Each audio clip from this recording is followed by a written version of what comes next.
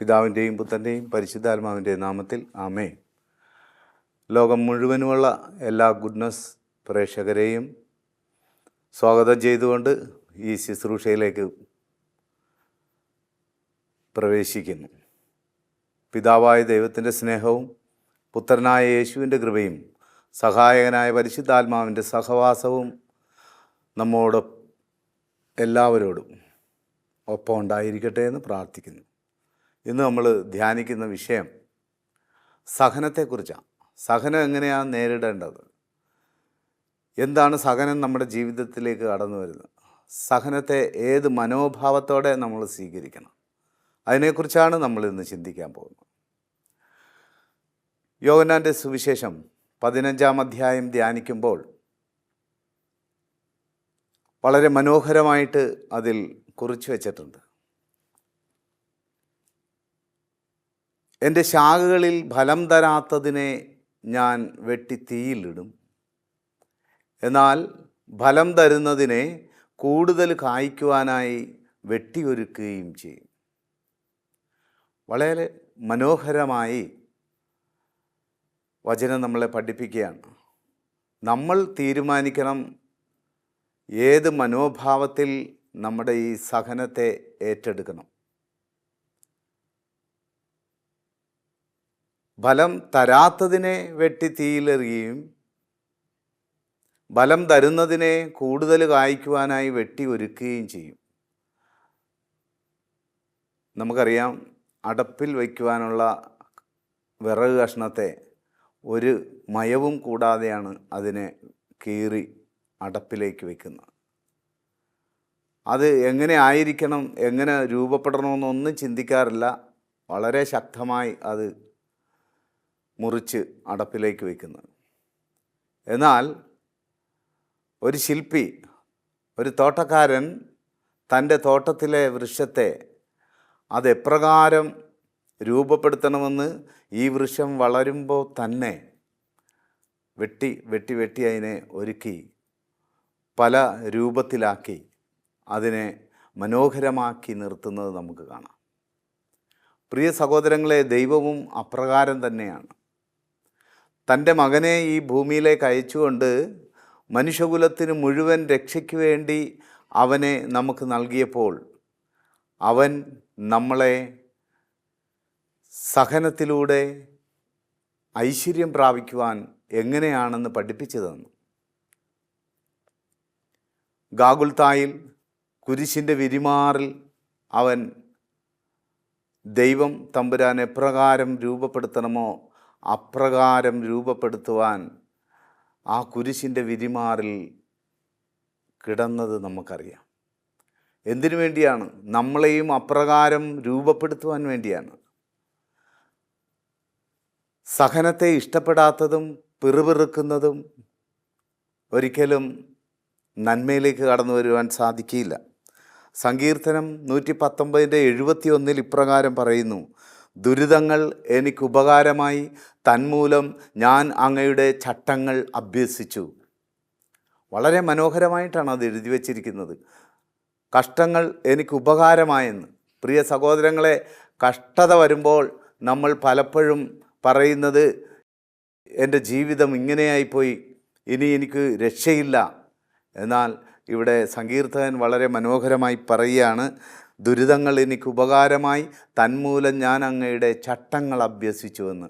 ദുരിതമുണ്ടാകുമ്പോൾ അറിഞ്ഞുകൊള്ളണം, അതിനെ സ്വീകരിക്കണം, അതിനെ ഏറ്റുപിടിക്കണം, അതിനെ ചേർത്ത് പിടിക്കണം. ആ ദുരിതം നിനക്ക് ഉപകാരമായി മാറുമെന്ന് സങ്കീർത്തകൻ വളരെ മനോഹരമായിട്ട് പറയുന്നു.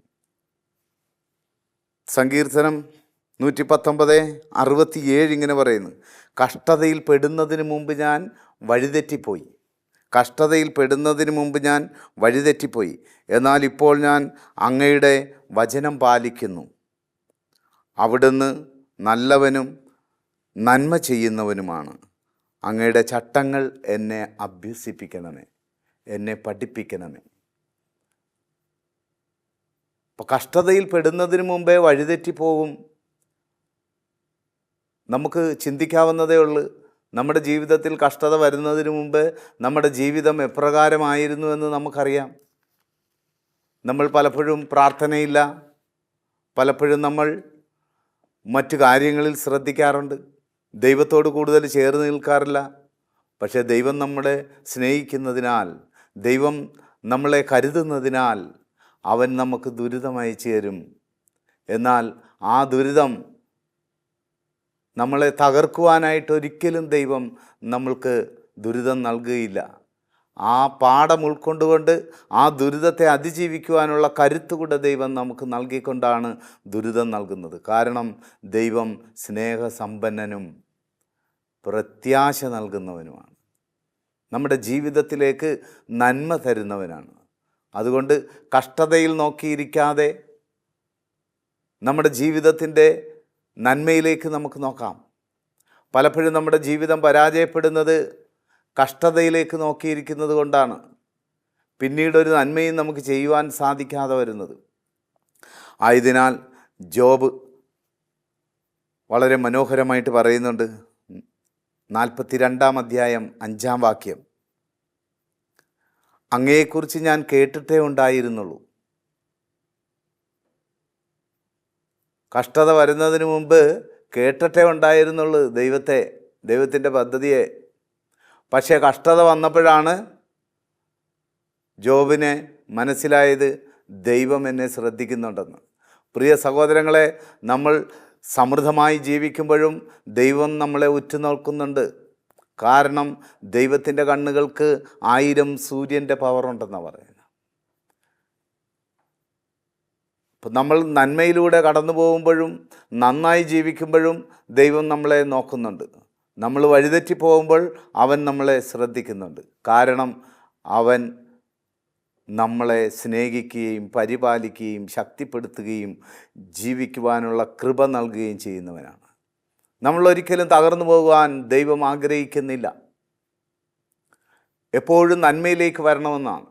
അതുകൊണ്ടാണ് ജോബ് പറയാണ്, അവൻ്റെ സമ്പത്ത് കാലത്ത് ദൈവത്തെക്കുറിച്ച് കേട്ടിട്ടേ ഉണ്ടായിരുന്നുള്ളൂ. പലരും ഇപ്പോൾ അങ്ങനെയല്ലേ? ദൈവം, എന്ത് ദൈവം? പക്ഷേ ദുരിതം വരുമ്പോഴാണ്, എവിടെ പോയാലാണ് നമുക്ക് നന്മ കിട്ടുന്നതെന്നറിയില്ല, പല സ്ഥലങ്ങളിലേക്കും നമ്മൾ പോകാറുണ്ട്. അപ്പോൾ ആ ദൈവത്തെ നമ്മൾ ചേർത്ത് പിടിക്കണം. സഹന കാലഘട്ടങ്ങളിൽ ദൈവത്തോട് ചേർന്നിരിക്കണമെന്നാണ് പറയുന്നത്. കാരണം ദൈവമറിയാതെ ഒന്നും സംഭവിക്കുന്നില്ല. Hallelujah, hallelujah. ദൈവം അറിയാതെ ഒന്നും സംഭവിക്കുന്നില്ല. വചനം ഇപ്രകാരം പറയുന്നു, നിന്റെ ശിരസിലെ ഒരു മുടി പൊഴിഞ്ഞാൽ അത് ഞാൻ അറിയുമെന്ന്. അത്രയും കരുതലുള്ള ഒരു ദൈവം നമുക്കുള്ളപ്പോൾ നമ്മുടെ കഷ്ടതയിലേക്ക് നോക്കി നമ്മൾ എന്തിന് പരിഭവം? ദൈവത്തോട് ചേർന്ന് നിൽക്കുക. യെശയ്യാപ്രവചനം 30:20, കർത്താവ് എനിക്ക് കഷ്ടതയുടെ അപ്പവും ക്ലേശത്തിൻ്റെ ജലവും തന്നാലും നിന്റെ ഗുരു നിന്നിൽ നിന്നും മറഞ്ഞിരിക്കുകയില്ല. നിനക്ക് ക്ലേശമുണ്ടായാലും കഷ്ടതയുണ്ടായാലും നിന്നെ കാണുന്ന ഒരുവനുണ്ടെന്ന് വചനം നമ്മളെ വ്യക്തമായും പഠിപ്പിക്കുന്നു. ഇതെല്ലാം ദൈവം അറിഞ്ഞിട്ട് തന്നെയാണെന്നാണ് പറയുന്നത്. ഭൂമിയിൽ നിന്ന് സാത്താൻ സ്വർഗത്തിലേക്ക് ചെന്നപ്പോൾ ദൈവം പറഞ്ഞൊരു കാര്യമുണ്ട്, ഭൂമിയിൽ എൻ്റെ മകനെ നീ കണ്ടില്ലേ? ഭൂമിയിൽ എൻ്റെ മകനെ കണ്ടില്ലേ? അങ്ങനെയാണ് ജോബിനെ പരീക്ഷിക്കുവാനായിട്ട് സാത്താൻ വരുന്നത്. അപ്പോൾ സാത്താൻ പറഞ്ഞൊരു കാര്യമുണ്ട്, നീ അവന് ചുറ്റും വേലി കെട്ടി വെച്ചിരിക്കുകയല്ലേ, എനിക്കവിടെ പ്രവേശിക്കാൻ സാധിക്കുന്നില്ല. അപ്പോൾ ദൈവം നമ്മളെ നമ്മുടെ നന്മയുടെ കാലഘട്ടത്തിലും ദുരിതത്തിൻ്റെ കാലഘട്ടത്തിലും ദൈവം നമ്മളെ സംരക്ഷിക്കുന്നുണ്ട്, കോട്ട കെട്ടി സംരക്ഷിക്കുന്നുണ്ട്. പലപ്പോഴും നമ്മളത് മനസ്സിലാകുന്നില്ല. സാത്താനോട് പറഞ്ഞ്, ജോബിൻ്റെ ശരീരം നീ എന്ത് വേണമെങ്കിലും ചെയ്തു, ആത്മാവിനെ തുടരുതെന്ന് പറഞ്ഞു. നമുക്കറിയാം പിന്നീട് ജോബ് അനുഭവിച്ച കഷ്ടനഷ്ടങ്ങൾ. മക്കൾ നഷ്ടപ്പെടുന്നു, സമ്പത്ത് നഷ്ടപ്പെടുന്നു, തൻ്റെ ആടുമാടുകളെല്ലാം നഷ്ടപ്പെടുന്നു. പക്ഷേ ജോബ് ദൈവത്തെ തള്ളി പറഞ്ഞില്ല. നമ്മുടെ ജീവിതത്തിൽ നമുക്കൊരു ദുരിതമുണ്ടാകുമ്പോൾ നമ്മൾ ആദ്യം തള്ളിപ്പറയുന്നത് നമ്മളെ രൂപപ്പെടുത്തിയ ദൈവത്തെയാണ്. ഇനി ഞാൻ പ്രാർത്ഥിക്കാൻ പോകുന്നില്ല, ഇനി ഞാൻ ധ്യാനത്തിന് പോകുന്നില്ല, എന്തിനാണ് പ്രാർത്ഥിച്ചിട്ട്, ഇത്രയും കാലം പ്രാർത്ഥിച്ചിട്ടും എൻ്റെ ജീവിതത്തിൽ ഒരു നന്മയും ഉണ്ടായിട്ടില്ല? പ്രിയ സഹോദരങ്ങളെ, ദൈവം നിൻ്റെ തൊട്ടരികിലുണ്ട്. ദൈവം നിന്നെ അറിയുന്നുണ്ട്. സങ്കീർത്തകൻ പറയുന്നുണ്ടല്ലോ, ഞാൻ നിൻ്റെ കൺമുൻപിലുണ്ട്. അതെ, ദൈവം നമ്മുടെ തൊട്ടരികിലുണ്ട്. ആയതിനാൽ നമ്മുടെ കഷ്ടങ്ങളിലേക്ക് നോക്കാതെ ആ ദൈവത്തിങ്കിലേക്ക് നോക്കി ദൃഷ്ടി സ്വർഗത്തിലേക്ക് ഉയർത്താനാണ് പറയുന്നത്. അതാണ് സങ്കീർത്തകൻ പറയുന്നത് 121. പർവ്വതങ്ങളിലേക്ക് ഞാൻ കണ്ണുകൾ ഉയർത്തി, എനിക്ക് സഹായം എവിടെ നിന്ന് വരും? എനിക്ക് സഹായം ആകാശവും ഭൂമിയും സൃഷ്ടിച്ച കർത്താവിൽ നിന്നത്രേ. നമ്മളെ സൃഷ്ടിച്ചവന് നമ്മളെ രക്ഷിക്കാൻ കഴിവുണ്ട്. അതുകൊണ്ടാണ് ദൈവം ഭൂമിയിലുള്ള സകലതിനെ സൃഷ്ടിച്ചതിന് ശേഷം നമ്മളെ സൃഷ്ടിച്ചത്. നമുക്ക് ആവശ്യമായിരിക്കുന്നത് എല്ലാം സൃഷ്ടിച്ചതിന് ശേഷമാണ് നമ്മളെ രൂപപ്പെടുത്തിയത്. പ്രിയ സഹോദരങ്ങളെ, ആയതിനാൽ നിൻ്റെ ദുരിതത്തിലേക്ക് നോക്കി ആത്മാവിനെ നഷ്ടപ്പെടുത്താമെന്ന് വിചാരിക്കരുത്. നീ ചിന്തിക്കുമ്പോൾ തന്നെ അത് സംഭവിച്ചു കഴിഞ്ഞുവെന്നാണ്. ആയതിനാൽ ജോബ് പറഞ്ഞതുപോലെ, ദൈവം തന്നു, ദൈവം എടുത്തു, ദൈവത്തിൻ്റെ നാമം മഹത്വപ്പെടട്ടെ. നമുക്കൊന്ന് ചേർന്ന് പറയാം, ദൈവം തന്നു, ദൈവം എടുത്തു, ദൈവത്തിൻ്റെ നാമം മഹത്വപ്പെടട്ടെ. എപ്പോഴും നമ്മൾ ഏത് ജീവിത സാഹചര്യത്തിലും ദൈവത്തിന് മഹത്വപ്പെടുത്തിയാൽ നമ്മുടെ ദുരിതം നമ്മൾ പോലും അറിയാതെ മാറിപ്പോകുന്നത് നമുക്ക് മനസ്സിലാക്കുവാനായിട്ട് സാധിക്കും. ആയതിനാൽ കൂടുതൽ തീക്ഷ്ണതയോടെ നമുക്ക് കർത്താവിങ്കിലേക്ക് തിരികെ വരാം. അപ്പോസ്തലപ്രവർത്തനം 17:2. ഇതവർ ദൈവത്തെ അന്വേഷിക്കുന്നതിനും ഒരുപക്ഷെ അനുഭവത്തിലൂടെ അവിടുത്തെ കണ്ടെത്തുന്നതിനും വേണ്ടിയാണ്. നമുക്ക് കഷ്ടത വരുന്നത് ദൈവത്തെ അറിയുവാനും അവിടുത്തെ കണ്ടെത്തുന്നതിനും വേണ്ടിയാണെന്ന് വചനം വളരെ സ്പഷ്ടമായി നമ്മളെ പഠിപ്പിക്കുകയാണ്. അതുകൊണ്ട് കഷ്ടതയുണ്ടാകുമ്പോൾ ദൈവത്തിങ്കിലേക്ക് തിരികെ വരിക. ഞാനാണ് ദൈവം, നിന്നെ സൃഷ്ടിച്ചത്. പലയിടങ്ങളിലേക്കും ഓടിപ്പോകരുത്. ദൈവത്തിങ്കിലേക്ക് ദൃഷ്ടി ഉറപ്പിക്കുക. എബ്രായർ 12:6.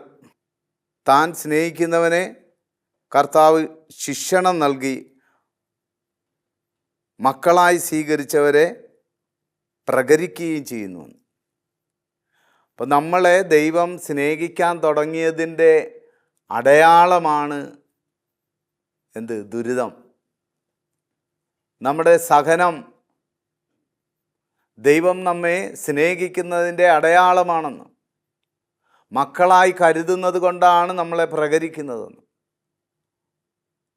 അപ്പോൾ അറിഞ്ഞിരിക്കണം, ഇപ്പോൾ ദുഃഖ ദുരിതങ്ങളിൽ, രോഗപീഠകളിൽ, പാരമ്പര്യമായി കടന്നു വരുന്ന കഷ്ടനഷ്ടങ്ങളിൽ അറിഞ്ഞുകൊള്ളണം, ദൈവം നിന്നെ സ്നേഹിക്കാൻ തുടങ്ങിയിരിക്കുന്നു. അതുകൊണ്ട് കൂടുതൽ കൂടുതൽ ജീവിക്കുവാനുള്ള ഒരു മോഹം, പ്രത്യാശ, അതിലേക്ക് നമുക്ക് കടന്നു വരാം. ആ സ്നേഹത്തിലേക്ക് നമുക്ക് കടന്നു വരാം. വെളിപാടിൻ്റെ പുസ്തകം 3:19. താൻ സ്നേഹിക്കുന്നവരെ ശകാരിക്കുകയും ശിക്ഷിക്കുകയും ചെയ്യുന്നു.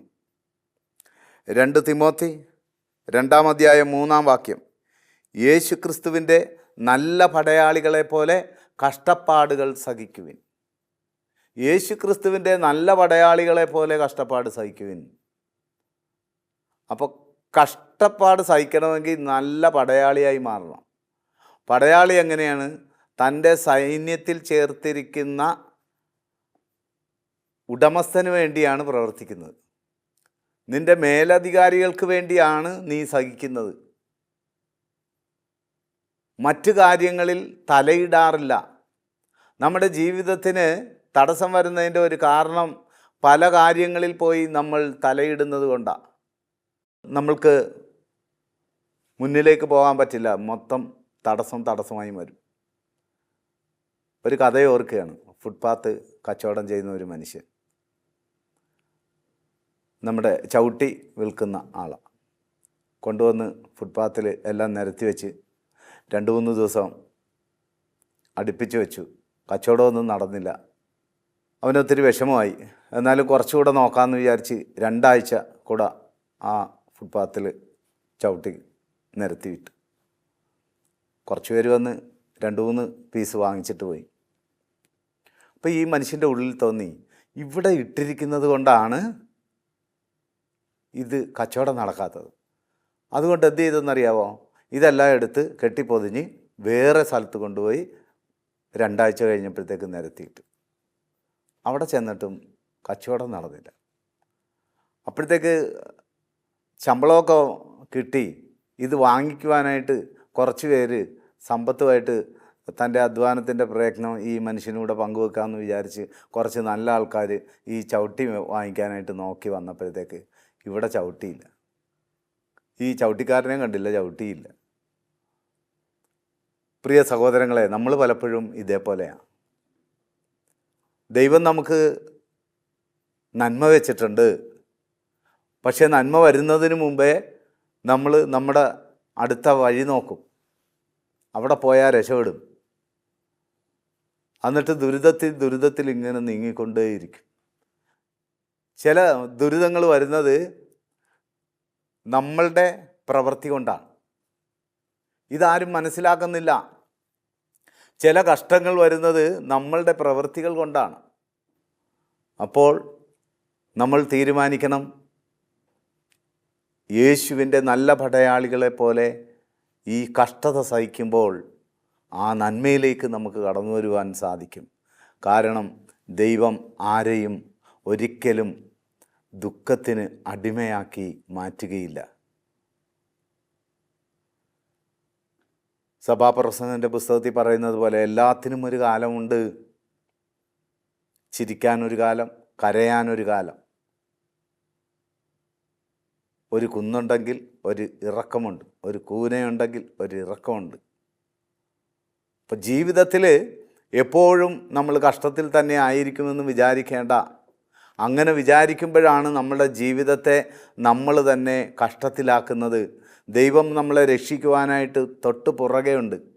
പക്ഷേ നമ്മൾ നമ്മുടെ പുറകിലുള്ള നമ്മളെ തിരക്കി വരുന്ന ഒരു ദൈവത്തെ നമ്മൾ കാണാറില്ല. പലപ്പോഴും മനുഷ്യൻ ദൈവത്തിൽ നിന്ന് ഓടി അകലുകയാണ് ചെയ്യുന്നത്. ഒരു കവി ഇങ്ങനെ എഴുതി വച്ചിട്ടുണ്ട്, ഓടി അകലുന്ന ജനവും തേടി വരുന്ന ദൈവവും. നമ്മളെ തേടി വരുന്ന, നമ്മളെ സ്നേഹിക്കുന്ന, നമ്മളെ അനുഗ്രഹിക്കുന്ന ഒരു ദൈവമുണ്ട്.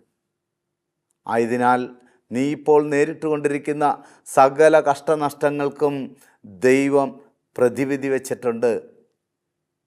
ദൈവം നിന്നെ അനുഗ്രഹിക്കുക തന്നെ ചെയ്യും. എല്ലാ ദിവസവും രാവിലെ എഴുന്നേറ്റിട്ട് പറയണം, കർത്താവ് എന്നെ അനുഗ്രഹിക്കും, എൻ്റെ ഈ ദുരിതങ്ങൾ മാറിപ്പോകും. ദൈവത്തിന് എന്നോട് പ്രത്യേകമാംവിധം സ്നേഹമുണ്ട്. പ്രിയ സഹോദരങ്ങളെ, ഇപ്രകാരം ദുരിതത്തെ നമ്മൾ നേരിടണം. തൻ്റെ 4 മക്കളെ മരിച്ചിട്ട് വീട്ടുമുറ്റത്ത് നിരത്തി കിടത്തുമ്പോൾ അവൾക്കുണ്ടായിരുന്ന ദുരിതം അപാരമായിരുന്നു. ഒരിക്കലും സഹിക്കാൻ പറ്റിയിരുന്നില്ല. ആക്സിഡൻ്റ് ഉണ്ടായി, ഒരു വീട്ടിൽ 4 മരണമാണ്. ഗൾഫിൽ നിന്ന് വരുന്ന മകളെയും കാത്തിരുന്ന അമ്മയ്ക്ക് കിട്ടിയത് വിളിക്കാൻ പോയ ബാക്കിയുള്ള 3 പേരും കൂടെ മരിക്കുന്ന 4 പേര് മരിച്ചു കൊണ്ടുവന്ന് വീട്ടുമുറ്റത്ത് കിടത്തുമ്പോൾ ആ അമ്മയുടെ വേദന ഒന്ന് ആലോചിച്ച് നോക്കിയേ. പക്ഷേ അതിൽ ദൈവത്തിനൊരു പദ്ധതിയുണ്ടെന്ന് മനസ്സിലാക്കിയപ്പോഴാണ് ഈ സങ്കടം മാറിപ്പോയത്. ദൈവത്തിന് അവളെക്കുറിച്ച് ഒരു വിചാരമുണ്ടെന്ന് മനസ്സിലാക്കിയപ്പോഴാണ് അവൾ ജീവിതത്തിലേക്ക് കടന്നു വന്നത്. ഇന്ന് അനേകം വിധവകളെയും അനാഥരെയും നോക്കുന്ന ഒരു അമ്മയായി മാറി. അപ്പോൾ നമ്മുടെ ജീവിതത്തിൽ ദുരിതങ്ങൾ വെച്ചിരിക്കാം, ദുരിതങ്ങൾ കടന്നു വരാം. ചിലപ്പോൾ കടക്കെണിയായിരിക്കാം. പക്ഷേ അതിൻ്റെ പിന്നിലൊക്കെ ദൈവത്തിന് നമ്മെക്കുറിച്ച് വലിയൊരു പദ്ധതിയുണ്ട്. ആ സ്നേഹത്തിലേക്കാണ് നമ്മൾ കടന്നു വരേണ്ടത്. ഹല്ലേലൂയ. 1 യോഹന്നാൻ 2-ാം അധ്യായം 2-ാം വാക്യം. അവനിൽ വിശ്വസിക്കുന്നുവെന്ന് പറയുന്നവൻ അവൻ നടക്കേണ്ട അതേ വഴിയിലൂടെ നടക്കണം. അവനിൽ വിശ്വസിക്കുന്നുവെന്ന് പറയുന്നവൻ അവൻ നടന്ന അതേ വഴിയിലൂടെ നടക്കണമെന്ന് പറഞ്ഞാൽ, പ്രിയ സഹോദരങ്ങളെ, എനിക്ക് കൂടുതലൊന്നും പറയാനില്ല. അവൻ നടന്ന വഴി ഇതാ. എന്നിട്ട് അവൻ കാണിച്ചു തന്ന വഴി ഇതാണ്. അവൻ ഒരു വശത്തെ നമുക്ക് വേണ്ടി, നമ്മുടെ രക്ഷയ്ക്ക് വേണ്ടി കിടന്നിട്ടുണ്ടെങ്കിൽ, മറുവശം നമ്മൾ കയറി കിടക്കുവാൻ വേണ്ടി അവൻ ഒഴിച്ചിട്ടിരിക്കുകയാണ്. ആയതിനാൽ പ്രിയ സഹോദരങ്ങളെ, നിൻ്റെ ദുരിതങ്ങളെല്ലാം ഏറ്റെടുത്തുകൊണ്ട് കർത്താവിൻ്റെ കുരിശിൻ ചുവട്ടിൽ പൂർണ്ണമായും സമർപ്പിച്ച്, കർത്താവ് സഹിച്ചത് നമ്മുടെ രക്ഷയ്ക്ക് വേണ്ടിയാണ്. മനുഷ്യകുലത്തിൻ്റെ മുഴുവൻ രക്ഷയ്ക്ക് വേണ്ടിയുമാണ് അവൻ കുരിശിൽ മരിച്ചത്. ആ ത്യാഗമേറ്റെടുത്തത്, സഹനമേറ്റെടുത്തുകൊണ്ട് നമ്മളെയും ഈ സഹനത്തെ അതിജീവിക്കുവാൻ കരുത്ത് പകർന്നു തന്നത്. ആയതിനാൽ പൂർണ്ണ ഹൃദയത്തോടെ ദൈവത്തെ സ്നേഹിച്ച് നമ്മുടെ കഷ്ടനഷ്ടങ്ങളും ദുരിതങ്ങളും എല്ലാം മാറ്റിവെച്ചുകൊണ്ട് കർത്താവിൻ്റെ കൃപയ്ക്കായി നമുക്ക് പ്രാർത്ഥിച്ച് മുന്നേറാം. കുരിശിൻ ചുവട്ടിൽ അവൻ നമുക്കായി നൽകിയ പീഡകളെ ഓർത്തുകൊണ്ട്, ആ പീഡയെ സ്മരിച്ചുകൊണ്ട്, ആ പീഡയെ അതിജീവിച്ച കർത്താവിനോട് ചേർന്ന് നിന്നുകൊണ്ട് നമ്മുടെ ജീവിതത്തിൽ കടന്നു വന്നിരിക്കുന്ന എല്ലാ കഷ്ടനഷ്ടങ്ങളെയും സങ്കടങ്ങളെയും ദുരിതങ്ങളെയും കർത്താവിൻ്റെ കുരിശിൽ ചുവട്ടിൽ സമർപ്പിച്ചുകൊണ്ട് നമുക്ക് ഒരുമിച്ച് പ്രാർത്ഥിക്കാം. കർത്താവെ, ഈ സഹനത്തെ അതിജീവിക്കുവാൻ എന്നെ സഹായിക്കണമേ. എനിക്കൊറ്റക്കാകില്ല കർത്താവെ. ഞാൻ പലപ്പോഴും ഒറ്റയ്ക്ക് ഇത് വഹിക്കുവാൻ ശ്രമിച്ചിട്ടുണ്ട്. പക്ഷേ എനിക്ക് ആവുന്നില്ല കർത്താവെ. നീ എന്നെ സഹായിക്കണമേ. കുരിശിൻ ചുവട്ടിൽ ആയിരുന്ന പരിശുദ്ധ അമ്മയെ ചേർത്ത് പിടിച്ചുകൊണ്ട് നമ്മുടെ എല്ലാ കുറവുകളെയും പൂർണ്ണമായും സമർപ്പിച്ച്, ആ ദൈവത്തിൻ്റെ കരങ്ങളിൽ നമ്മെ തന്നെ പൂർണ്ണമായും സമർപ്പിച്ച് നമുക്ക് പ്രാർത്ഥിക്കാം. എല്ലാവരെയും ദൈവം സമൃദ്ധമായി അനുഗ്രഹിക്കട്ടെ.